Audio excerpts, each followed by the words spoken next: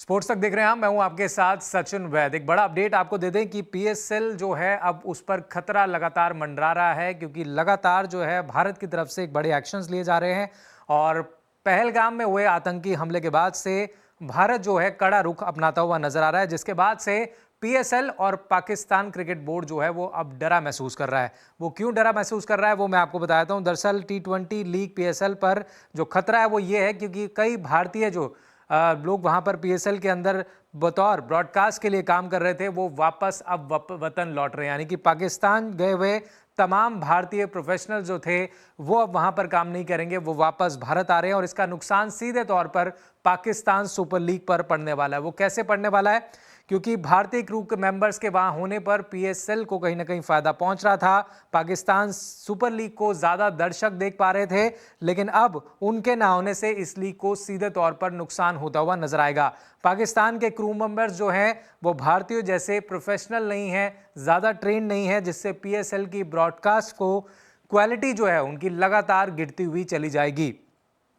वहीं इसके अलावा मैं आपको बता दूं, स्पोर्ट्स की लाइव स्ट्रीमिंग जो फैन कोड ऐप है उसने भी बड़ा एक्शन ले लिया है। उसने भी आपको बता दें कि अपना हाथ जो है वापस खींच लिया है पीएसएल से। यानी कि जो डिजिटल राइट जो डिजिटली आप मैचेस पीएसएल के देख पाते थे फैन कोड पर, वो अब से आप नहीं देख पाएंगे, क्योंकि फैन कोड ने लाइव स्ट्रीमिंग जो थी वो बंद कर दी है और पूरी तरीके से हाथ खींच लिया है। पाकिस्तान सुपर लीग को वैसे ही बहुत ज़्यादा कम व्यूज़ मिल रहे थे पिछले कुछ दिनों से, लेकिन अब पहलगाम में हुए आतंकी हमले के बाद एक बड़ा फैसला लिया गया है और बड़ी मुसीबत जो है वो पाकिस्तान क्रिकेट और पाकिस्तान सुपर लीग के आगे आ खड़ी हुई है। 22 अप्रैल को हुए आतंकी हमले में हमने देखा 28 लोगों ने अपनी जान गंवाई, जिसके बाद से भारत अपना रुख जो है कड़ा इख्तियार रखा हुआ है। खबर यह भी निकल के आई कि भारत और पाकिस्तान के बीच अब आने वाले समय में कोई भी बायलैटरल सीरीज नहीं होगी। इसके अलावा सोनी स्पोर्ट्स जो है, सोनी स्पोर्ट्स इंडिया जो है, उसने भी अपने हाथ पीछे कर लिए हैं। यानी कि जो टीवी पर आप ब्रॉडकास्ट देखते थे पीएसएल की, वो भी पूरी तरीके से आपको नहीं दिखेगी। और जो डिजिटल राइट जो फैन कोड जो दिखाता था पीएसएल के मैचेस, वो भी अब आपको नहीं देखने के मिलेंगे। यानी कि पाकिस्तान सुपर लीग का लगातार जो स्तर है वो नीचे गिरेगा। और दोनों मुल्कों के बीच जो लगातार इसको लेकर के बातचीत चल रही थी, लेकिन अब जो है वो बात तय हो गई है। पीएसएल का प्रसारण अब आपको इंडिया में देखने को नहीं मिलेगा। यानी कि जो आप फैन कोड पर जाकर के पीएसएल देखते थे जो लोग, उनको भी अब वहां पर नहीं देखने को मिलेगा। और इससे सीधे तौर पर पीएसएल को और पाकिस्तान क्रिकेट बोर्ड को एक बड़ा नुकसान होने वाला है।